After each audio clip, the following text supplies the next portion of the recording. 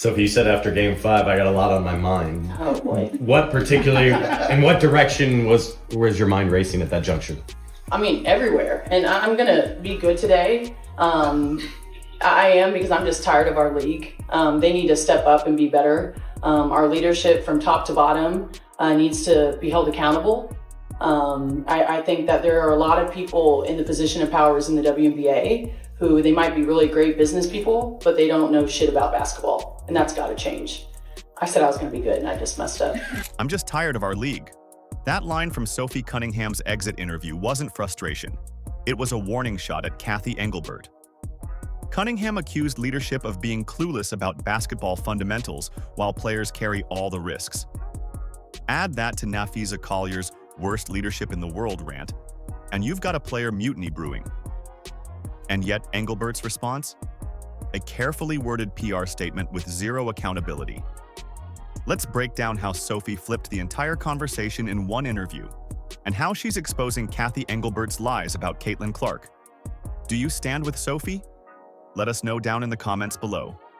I do. I think everyone's frustrated when NBA players from that side of things are reaching out to us, just like in awe of how terrible it is.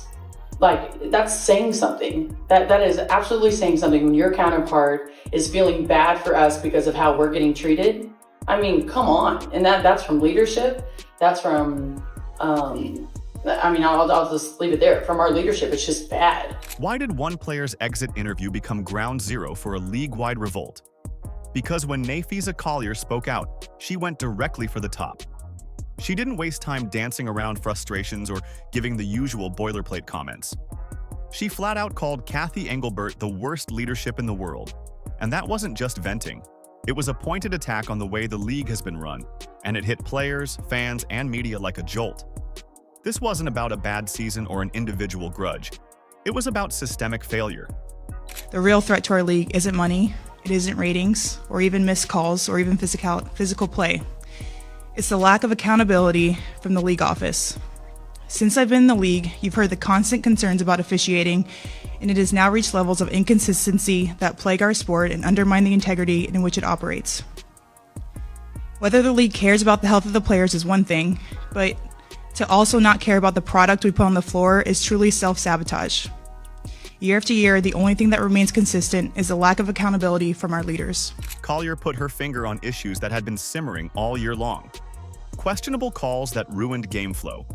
Dangerous levels of physicality that left players injured without enough accountability from officials.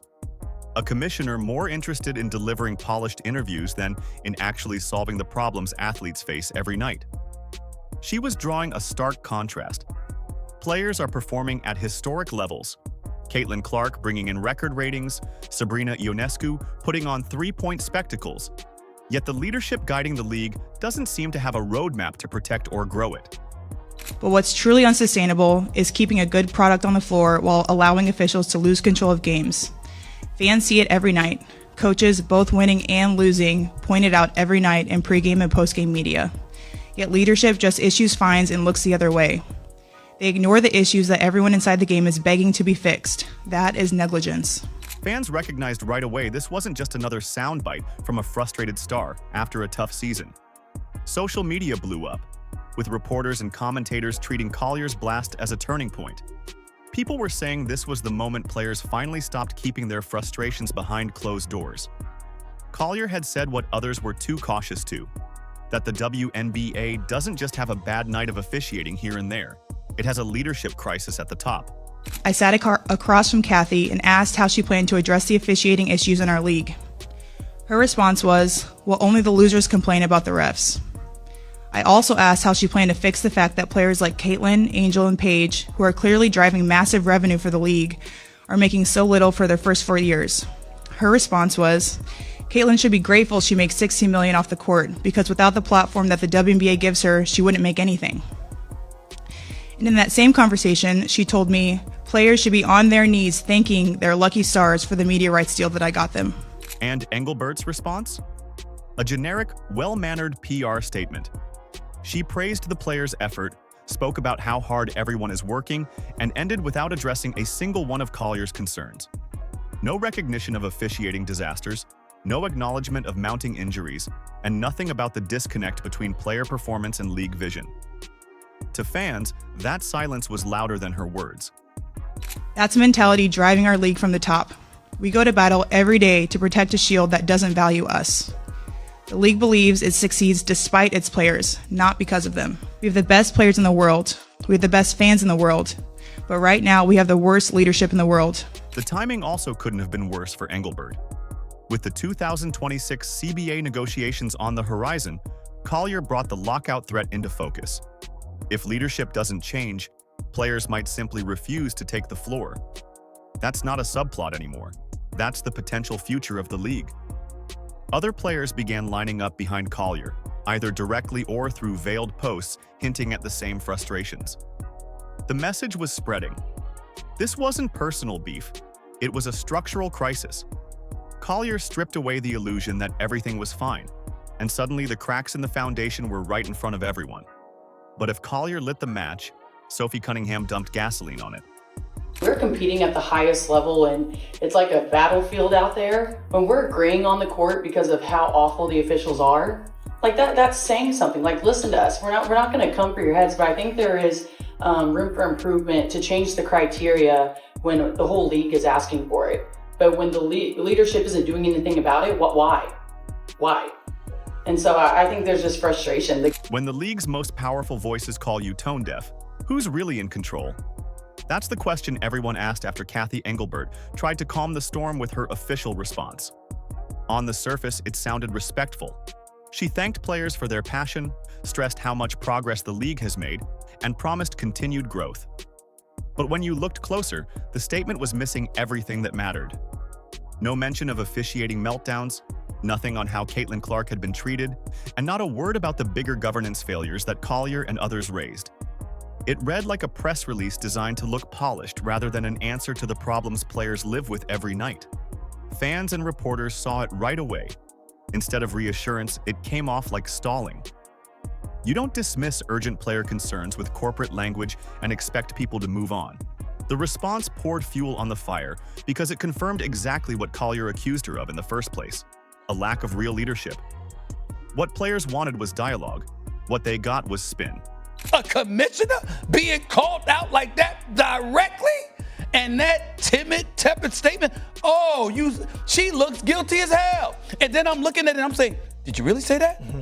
Did you really say that Caitlin Clark should thank her Heavenly Stars, that she wouldn't be worth anything if she wasn't playing in the WNBA? Did you really say? See, all of these things that Nafisha Collier brought up, I'm sitting back going like this, girl, you got my ears perked.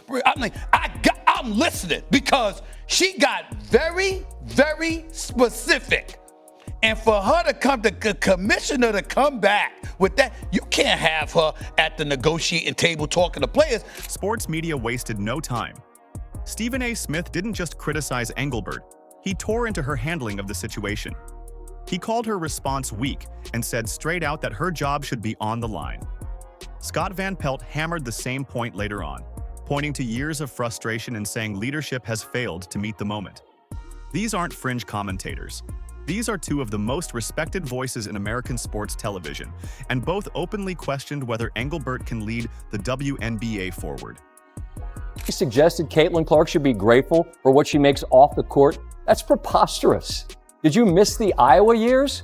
Clark is the Tiger Woods tide that lifts all boats, and we know this show is proof. The highest rating we have ever had followed one of her games at Iowa. The WNBA has benefited from her presence more than the other way around, even though this year for Caitlin Clark was essentially lost to injury. It didn't stop at the media either. Players across the league echoed Collier in their own ways, adding weight to the revolt. Asia Wilson, the current league MVP, spoke about how players aren't being heard. Lisa Leslie, one of the most iconic figures in WNBA history, called out the leadership gap as well, signaling this wasn't about one or two frustrated stars. It was a league-wide movement. The chorus of support made it clear. Collier wasn't isolated. She was speaking for an entire generation. But you're only able to do that because of those players that are on the floor. Mind you, the product but you didn't close the gap on the relationship between you as the commissioner and the players. And as long as you feel like in leadership, listen, the wolf is only as strong as the pack. And the pack is only as strong as the wolf. But just know, when the wolf doesn't lead the pack properly, the pack will eat the wolf.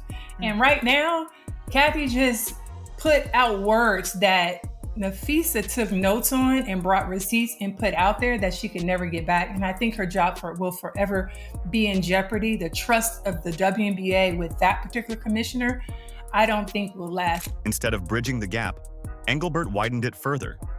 Coaches like Cheryl Reeve and Becky Hammond kept getting fined for voicing their frustrations about officiating, a punishment that felt less like discipline and more like suppression. Punishing criticism didn't silence anyone. It validated the claims of tone-deaf leadership. Momentum shifted quickly. Quiet grumbling turned into a chorus demanding accountability, and the credibility of Engelbert's office was crumbling fast. That's when Sophie Cunningham decided enough was enough, and she dropped her own explosive critique. Most exit interviews stay safe. A few words about the season, some polite thanks, and everyone moves on. Sophie Cunningham decided she wasn't going to play that game. She looked into the cameras, sighed, and said what so many players have been holding in, "I'm just tired of our league." It wasn't just frustration after a tough year. It was a message directly aimed at Cathy Engelbert and the people running the WNBA. Sophie wasn't sugarcoating anything. She was ready to torch the whole idea that leadership has a clue about what players actually deal with on the court. The game's not fun to watch because everyone's just trying to kill each other, because that's how you're going to survive, or otherwise you get injured.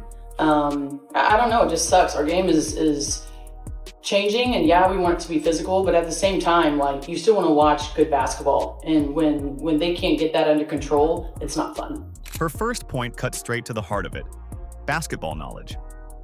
According to Sophie, the people making decisions at the top don't actually understand the game at the level players demand. They sit courtside and smile for cameras, but they don't know what it feels like to get blindsided by a hard screen with no foul call, or to play through bumps and hacks that the officials let go because inconsistent refereeing has become normal. Sophie made it clear: players are risking their bodies night after night, and the league's leadership is treating it like background noise. For her, that disconnect made the product harder to respect and harder for fans to truly enjoy. And she didn't stop there. Sophie went after the officiating with a bluntness you almost never hear in these settings. Calling the game not fun to watch, she laid out the truth that everyone in Fever Nation had been thinking. Games slowed with endless missed calls, dangerous plays went unchecked, and the league kept pretending nothing was wrong. When you've got one of your own players saying the basketball itself isn't entertaining under current conditions, that's not a minor critique, it's an indictment. For Sophie, sloppy officiating wasn't just a nuisance. It was part of a bigger culture of neglect inside the WNBA office. People are in position to change that, but they don't know basketball. Like, yeah, you've been around the game, but you haven't played. And, maybe that's on us players that after we're done, maybe we try to move into those positions so we can make the next generation better, so we can improve the game even when we're done. I don't know what that looks like, but I know that definitely needs to change. I think there's so much else, especially when it comes to the CBA, that our leadership on that side is just very poor. She tied that neglect to the rash of injuries that piled up around the league. If officiating allows reckless physicality, players break down. That's not bad luck. That's the result of leadership refusing to step in and make changes. You could hear the fatigue in her voice as she explained it. She wasn't just mad about one hard foul or one bad night on the whistle. She was connecting the dots. Poor governance leads to unsafe play, which threatens careers, and in the long run, hurts fans too. And here's what really set her apart. Sophie refused to let Caitlin Clark become the easy headline. Some of Engelbert's defenders want to paint all the criticism as Clark-driven drama, as if this is about one superstar getting too much attention. Sophie didn't let that narrative fly. Clark matters, sure, but Cunningham made clear this revolt is about everyone. Aaliyah Boston getting hacked down low, Lexi Hull battling on the perimeter, Mitchell, Howard, Sims, all of them dealing with the same treatment. Sophie was defending her teammates, her peers across the league, and the fans who are desperate to see high-level basketball treated with respect. not really a fan of our leadership in the W. I just think they're failing us as a league, definitely failing us as players. And, you know, everything that Fisa said, we all feel that way, and we're all going to back her. And I think it's pretty strong coming from her. I think a lot of us have been saying that, but when it comes from someone to that caliber of a player, that we're being serious. And so my comment on that, I think it's pretty shameful that she always makes it about her, Cathy, when it should have nothing to do with her. She exposed Engelbert's public spin along the way. Sophie made fans revisit the commissioner's favorite talking points and showed how flimsy they were. Engelbert had claimed Caitlin Clark's explosion was tied to the league's efforts, but Sophie stood on stage and made it clear that was nonsense. Clark secured nearly all of her major endorsements before she even set foot in the WNBA. Nike, State Farm, Gatorade, Wilson, all lined up before she joined the WNBA. That wasn't Engelbert's doing, and fans know it. And when Engelbert tried to claim credit for the league's new media deal, Sophie and others reminded everyone that deal was brokered by Adam Silver and the NBA, not the commissioner pretending she secured it herself. Then came the line that made even die-hard fans sit up. "We aren't going to play until they give us what we deserve." That's not the kind of statement you drop casually. Sophie was putting a lockout on the table. Not out of greed or impatience, but out of a desperate push for simple fairness and safety. She made clear that if leadership won't deliver, players won't sacrifice their careers in silence. I do know that the league came back and really gave us nothing. And so, you know, there's a potential lockout, because I promise you that we are not going to play until they give us what we deserve. And that's kind of where it's headed, unfortunately, which would be the dumbest basketball decision business-wise ever, considering the momentum the W has right now. And Fever fans felt it. Social media lit up with people praising her for defending Clark, Boston, Hull, Mitchell, and everyone who has carried the team through a season that became more about league politics than basketball. Sophie became a voice for fans who felt ignored by leadership. In her words, people heard honesty, accountability, and a boldness that has been missing at the top for years. She turned Collier's fire into a full-scale rebellion grounded in on-court reality. Sophie's exit interview didn't fade after 24 hours like so many others. It became the climax of the revolt. Where Collier sparked outrage, Sophie supplied the urgency and the demands. Which leaves the biggest question hanging over the WNBA now. How does it rebuild trust before the greatest growth window in its history? When players are openly telling the commissioner to step down, and the biggest voices in sports media agree, you have to ask, how much longer can Cathy Engelbert survive? The Collier-Cunningham revolt cracked open a door that Engelbert hasn't been able to close. Every press statement she's delivered since has only reminded people that she's lost the locker room, she's lost the fans, and now she's losing the mainstream sports audience too.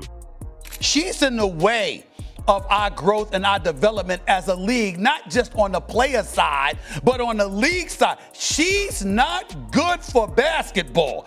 That's what Nafisha got. Nobody questioned Cathy Engelbert's business acumen now, because we know she knows business. And you see the average player salaries, it was $28,000 when they first started. It's about, over the $130 now. You got salaries over $200,000 now, some of them, but that's not enough. The bigger problem for Engelbert is that the revolt isn't just about media heat. The NBA itself looms over the entire WNBA structure. The league leans on NBA money, infrastructure, and ownership influence to keep pushing forward. Adam Silver has been heavily involved in securing deals, and insiders say Engelbert hasn't exactly been the relationship builder her role demands. When you're supposed to unify 16 franchises, top players, and corporate sponsors, but people inside the league office say you haven't connected, that's fatal at this level. And the timing couldn't be worse. The 2026 CBA negotiations are already framing Engelbert as a liability. Nafisa Collier said players were basically offered nothing in early talks. Sophie Cunningham went further, warning that, "We aren't going to play until they give us what we deserve." That means players are threatening a lockout during the league's biggest growth period ever. How do you negotiate with athletes who don't trust you? You don't. Every day she stays in power digs the league further into a hole players refuse to climb out of. At the end of the day, you have a star player in the league saying the commissioner, this individual, is in the way of all of us. and that was her statement, I believe she should hand in her resignation. Meanwhile, the business numbers only expose the divide. The league just landed an 11-year, $2.2 billion media deal. Team valuations are skyrocketing, yet players still get told about sustainability as the reason their pay and protections lag behind. That contradiction is why Collier and Cunningham's words hit so hard. It's not about resources, it's about leadership. Put all of it together: the player revolt, the media backlash, looming labor battles, and NBA pressure, and the outcome looks obvious. Engelbert's days are numbered. Which raises the bigger question: what kind of leadership takes over, and can it rescue the WNBA's once-in-a-generation opportunity? The Fever Core isn't just building a roster, they're forcing the league to face its biggest problem. Caitlin Clark, Aaliyah Boston, Kelsey Mitchell, Sophie Cunningham, and Lexi Hull have become the loudest reminder that players, not management, are driving growth. Fans aren't tuning in for executives, they're here for the talent. If Engelbert keeps ignoring them, she risks wasting the most exciting era the WNBA has ever had. The future should be about safety, fairness, and actual basketball vision. Fans stand with Sophie, Clark, and this Fever group, demanding new leadership that finally puts players first.